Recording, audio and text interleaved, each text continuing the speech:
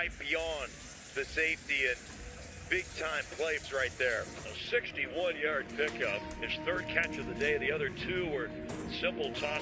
Came in here with 4 touchdown catches, we mentioned. Tied for the NFL lead from... Well, it's one of the things that happens to you when you run the ball on first down. It's a great day for football in the Pacific Northwest. The stands are rocking, the lights are on, and this place is electric. Has it. Touchdown Hawks.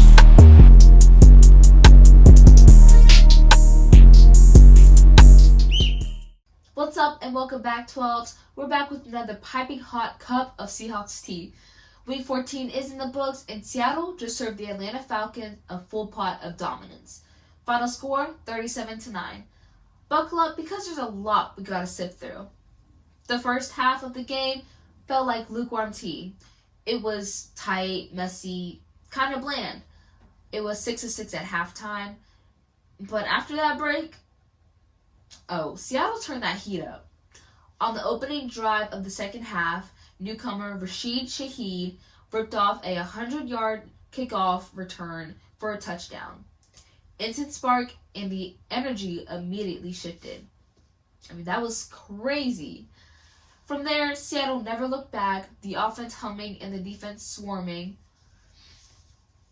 Sam Darnold again coming in calm, confident, and cooking on Sunday. He finished with 249 passing yards and 3 touchdown passes. That's exactly what you want from your QB when you're trying to boil over the competition.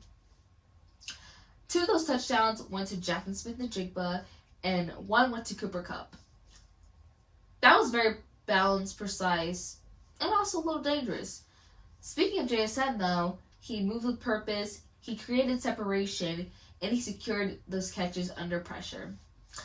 The run game got taste too, though. Zach Charbonnet had a big 27-yard gain that helped the Falcons defense stay honest all afternoon. That kind of run sets up the play action and opens the field. Plus, Shaheed didn't just do kickoffs. He made 4 catches for 67 yards, showing that return TD wasn't a fluke. He's earning that trust and developing that rhythm with Darnold and the offense as well. But let's talk about the defense. Pouring out the strongest tea on Sunday. Seattle's D forced 3 turnovers, including interceptions by Devin Witherspoon and Nick Emmanwori. Now, those were lethal. There was also a forced fumble on the Falcons' drive deep in Seattle's territory. Ball knocked loose by DeMarcus Lawrence and recovered by Spoon.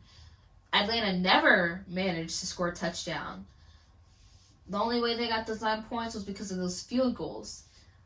And that can just show you, and that tells you how your defense was steeping. Because, nobody was breaking through those steam barriers. But before we dive into the fashion segments, let's just point out the fact that we made history on Sunday. Mike Macdonald became the first head coach in franchise history to start his career with back-to-back 10-win seasons. JSN made franchise history as a player with the most receiving yards in the first 3 seasons.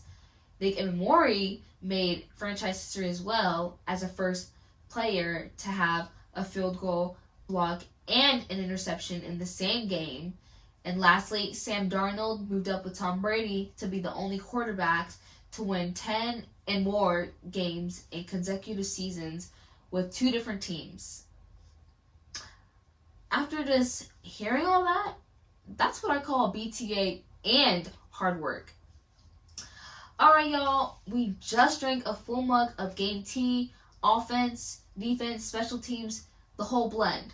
But now it's time to look at our fashion faves and fashion flops. So grab your mugs because it's tea time. So first up, we got D'Anthony Bell, who walked in like the main character at Paris Fashion Week. Silk scarf tied, babushka styled, graphic tee, red flares, chunky black boots, and a few familiar backs to finish it off. Kobe Bryant, he came dressed in all black, He got the black leather zip-up jacket, black turtleneck, black trousers, the fresh Chelsea boots, and the black luggage rolling beside him. It's definitely giving game mode. Like, he's clearly locked in.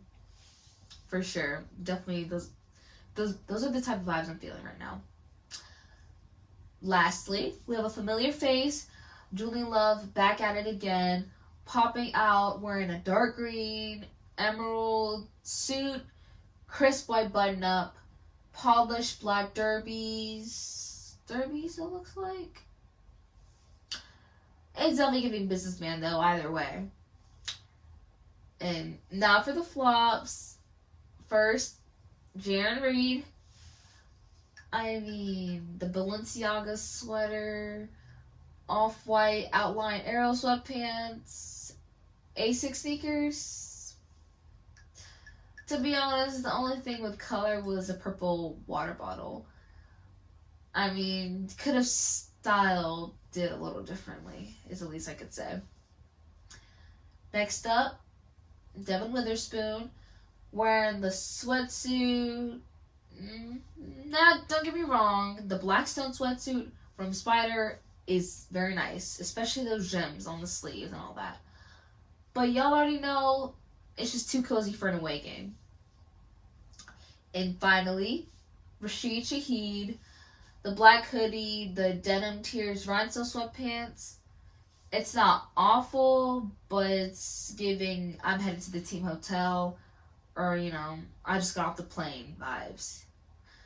The Nike Air Forces are truly trying their best to help with the outfit.